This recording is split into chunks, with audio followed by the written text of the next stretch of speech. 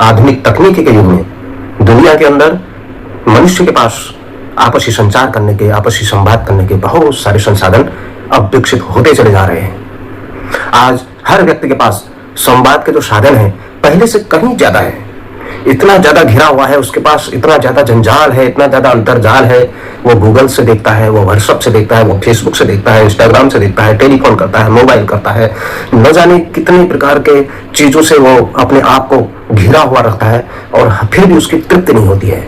और मोबाइल की एक घंटी और संदेश के ध्वनि, स्क्रीन पर चमकती हुई एक छोटी सी सूचना और उसका एक जीवन एक मोबाइल के अंदर, उसका जो माथा है, उसका जो मस्तिष्क है, वो एक स्क्रीन के अंदर, एक टैबलेट के अंदर, एक सिस्टम के अंदर तक ही सीमित रह गया है। इसलिए इस चमकती हुई दुनिया में हमेशा हमारी उपलब्धता, हमेशा हमारी अनुपलब्धता, हम जरा से भी किसी से अगर एक दिन मोबाइल में बात नहीं की, किसी अपने संबंधी से, किसी सगे संबंधी से, किसी उससे, तो यार आज हमने उससे बात नहीं की, आज वो क्या होगा, कैसे होगा। एक जमाना ऐसा भी था जब आज की तरह इतने संसाधन नहीं थे, न मोबाइल फोन हुआ करते थे, न इंटरनेट की सुविधा हुआ करती थी, न कुछ हुआ करता था। और धीरे धीरे धीरे धीरे लोग आज ऐसे हो गए हैं कि हमारा जो अपनत्व है, हमारा जो आंतरिक भाव है, हमारी जो आत्मीयता है, वो विलुप्त सी होती जा रही है।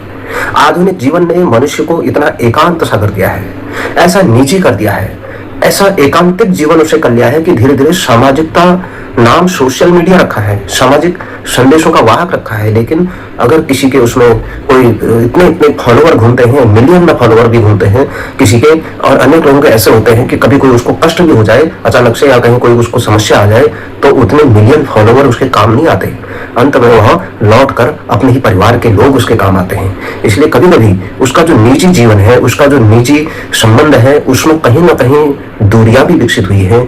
कहीं ना कहीं ये तकनीक हमारे लिए अगर उपयोग सही तरीके से करें तो इसकी उपयोगिता हमारे जीवन के लिए सार्थकता का काम करती है। अगर इसका दुरुपयोग होता है तो वो निरर्थकता का काम करती है, हमारे जीवन को गहराई से अंधकार के ओर धकेल देती है। इसलिए हमको कुछ मिलाकर के, हमको अगर आज व्यक्ति अगर कुछ समय के लिए इंटरनेट से दूर हो जाए, कुछ समय के लिए अपने मोबाइल से दूर हो जाए, तो वह बिलबिला जाता है, वो परेशान हो जाता है, हताश हो जाता है। उसकी मनोवैज्ञानिक स्थिति ऐसी हो गई है कि वह 1 घंटा 2 घंटा या 5 घंटा मोबाइल से दूर रहना भी नहीं चाहता। हमेशा मोबाइल हाथ में पकड़े हुए, जेब में रखे हुए, मोबाइल में बात करते हुए, या हमेशा मोबाइल में कुछ ना कुछ देखते हुए, अगर कहीं मेट्रो में व्यक्ति जा रहा है, बस में जा रहा है, गाड़ी में जा रहा है, कहीं किसी जगह, कहीं सड़कों में जा रहा है, कहीं पर भी जा रहा है, उसकी दुनिया, हर व्यक्ति अपने अपने मोबाइल में लगा पड़ा है। हर व्यक्ति कुछ न कुछ देख रहा है। हर व्यक्ति को किसी दूसरे से कोई मतलब नहीं है, दूसरे से कोई किसी भी प्रकार की कोई संवाद, इतनी संवादहीनता है कि हम एक ही चीज में ऐसे घुस गए हैं कि वो उस मोबाइल को ही अपना संपूर्ण दुनिया, हमने अपना मस्तिष्क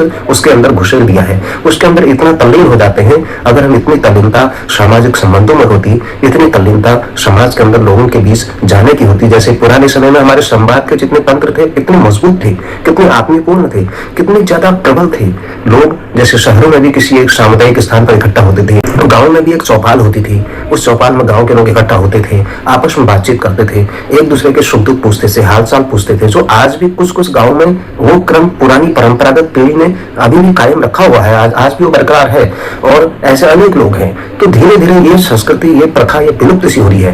परिवार के अंदर भी अगर जब हम बैठते हैं, परिवार के अंदर भी जब हम हमारे अंदर एक साथ हम इकट्ठा भी होते हैं, तो सबके पास अलग अलग मोबाइल है, और सामने भोजन रखा हुआ है, लेकिन भोजन करते करते मोबाइल भी देख रहे हैं बच्चे और खाना भी खा रहे हैं। तो इस मोबाइल की दुनिया ने हम एक तरफ से हमको विमुख किया है, अपने अंदर के जो हमारा मस्तिष्क तंत्र है उसको मोबाइल के अंदर सीमित कर दिया है। आज इस ऑनलाइन के दौर में, इस तकनीकी के अंधी दौर में मनुष्य अपने दिमाग से कम दूसरे अपना संपूर्ण दिमाग उस मोबाइल के अंदर उसी के अंदर अपना सब कुछ डाल दिया है। उसी से वो सब कुछ खोजना चाहता है, चाहे चैट जीपीटी के माध्यम से हो, चाहे एआई के माध्यम से हो। वो ठीक है कि इसका सदुपयोग होना चाहिए, लेकिन कहीं ना कहीं हम अपने दिमाग की जो ऊर्जा है उसको भी हम कम कर रहे हैं। इसलिए ध्यान रहे कि साथ में अगर हम अपने मोबाइल के अंदर इतना घुस रहे हैं तो हमारे साथ में हमारे दिमाग का भी उच्चतम स्तर होना चाहिए। आज के इस दुनिया में तकनीक ने हमारे जीवन को बहुत आसान बनाया है, ये सत्य है। ये सत्य है कि दूर बैठे लोग हमसे तुरंत जुड़ जाते हैं। ये भी सत्य है कि हमको जरूरी सूचनाएं पल भर में मिल जाती हैं और हमको कामकाज की गति भी हमारी बहुत तेज हुई है। हर चीज में एक अदृश्य या दृश्य शक्तियां हमारी साथ देती हैं।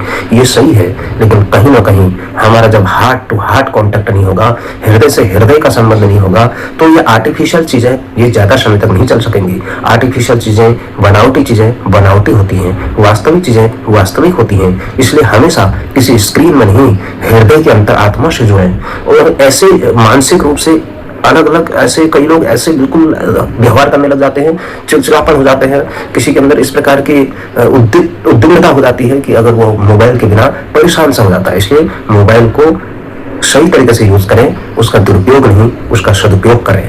जहां आज हर चीज ऑनलाइन होते जा रही है, हर चीज को हम बिल्कुल मोबाइल से कनेक्ट किए हुए हैं, हर चीज हम देख रहे हैं, तो वो बहुत अच्छी चीज है। लेकिन हर व्यक्ति कुछ समय के लिए अगर सोशल मीडिया से दूर रहे तो लोग समझते हैं वो कहाँ चला गया, किस दुनिया में चला गया, कहाँ कट गया। और मित्रता भी, हमारी दोस्ती भी, हमारा जो नजदीकी संपर्क है, ये भी हमको एक उसी प्रकार से इसका मूल्यांकन होने लगा है। पहले हमारे मित्र, हमारे परिचित, हमारे रिश्तेदार किसी सामाजिक उत्सव में, वैवाहिक कार्यक्रमों में या किसी विशेष अवसरों पर हमको मिलते थे। आज हम हर पल हर क्षण उनसे संपर्क कर लेते हैं, लेकिन वो अगर आज हम रोज उनसे बातचीत करते हैं, लेकिन वो आत्मीयता बिल्कुल नहीं दिखती है जो आत्मीयता वर्षों पहले हुआ करती थी। जैसे अनेक बार वर्षों महीनों के बाद भी अगर वो मिले तो बड़ी आत्मीयता से मिलते थे। और आज भले ही हमको मोबाइल ने बहुत नजदीक किया है, लेकिन हमारे बीच में हमारे जो सामाजिक संबंध होते हैं उनमें भी कहीं ना कहीं दूरियां भी हुई हैं। अगर कहीं पर अगर सही तरीके से सदुपयोग किसी ने किया है तो उसने नजदीकियां भी की हैं और ये दूरियां भी की हैं। इसका नुकसान भी है, लाभ भी है। विडंबना ये है कि संवाद के हमारे बहुत सारे साधन हैं समाज के अंदर, इतने साधन हैं कि आज उसके बावजूद मनुष्य अपने आप को अकेला समझता है। निरंतर उसके अंदर न कोई आत्मीयता बची हुई है, न उसके अंदर किसी प्रकार की कोई प्रतिक्रिया देने वाली बात बची हुई है, न वो कहीं पर जुड़ता है। वो बस अपने उसी में व्हाट्सएप पे संदेश भेजेगा, फेसबुक के संदेश भेजेगा, या अपने उसकी अंगुलियां लगातार रील देखने में लगी रहती हैं, या उसकी अंगुलियां, उसका मन कभी थकता नहीं है, एक के बाद एक उसका चलता रहता है क्रम। यह बदलाव मनुष्य के जीवन को अंधकारमय बना देता है कभी कभार। इसलिए हमें ध्यान रहे कि हमें किस स्तर तक इन चीजों का अनुपालन करना, किस स्तर तक उन्हें देखना। जो हमारे गाँव में चौपाल होते हैं, गांव के अंदर जो सामुदायिक भवन होते हैं, शहरों के अंदर किसी सामुदायिक स्थान होते हैं, उन स्थानों पर पहले व्यक्ति इकट्ठा होते थे, बातचीत करते थे, आत्मीयता से मिलते थे। वो क्रम हमें लगातार बनाए रखना पड़ेगा। राष्ट्रीय स्वयंसेवक संघ में एक विशेष बात है, यहाँ एक शाखा लगती है, वो लगभग 100 वर्ष हो चुके हैं। उस शाखा के अंदर इसी प्रकार की आत्मीयता भरे वातावरण में 1 घंटा एक बस्ती के लोग, कुछ लोग वहां पर इकट्ठा होते हैं, देशभक्तिपूर्ण बातें करते हैं, खेल खेल में एक दूसरे से जुड़ते हैं, पारिवारिक भावना होती है, एक दूसरे के साथ आत्मीयता के साथ सबके साथ जुड़े हुए रहते हैं। ये आत्मीयता अभी राष्ट्रीय स्वयंसेवक संघ ने बरकरार रखी है समाज के अंदर संगठन की।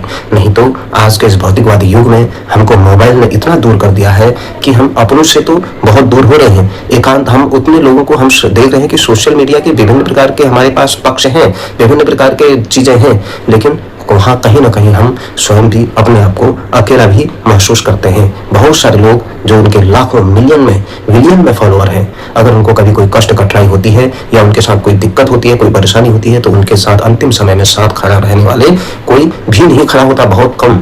तो उतना बड़ा समाज जो उनका बड़ा नेटवर्क है वो उस समय कहीं काम नहीं आता। इसलिए ये वास्तविकता है, अनेकों उदाहरण इसके हैं। तो इसलिए ध्यान दें कि ये चमक धमक ये कुछ नहीं, जो हम वास्तविकता से दूर नहीं, ये अवास्तविक चीजें हैं, ये आभासी चीजें हैं। वास्तविक चीजें जो हमारी जमीन पर है, जो हम मनुष्य से मनुष्य का हृदय मिलता है, वही हमारी वास्तविक चीजें हैं। ये सब चीजें हमारे लिए एक उपयोग की चीजें हैं। हो सकता है गूगल से, हम अपने यूट्यूब से, अपने फेसबुक से, व्हाट्सएप से, इंस्टाग्राम से, अन्य प्रकार के सोशल मीडिया के उपक्रमों से हमें संसार की विविध प्रकार की जानकारियां प्राप्त होती हों।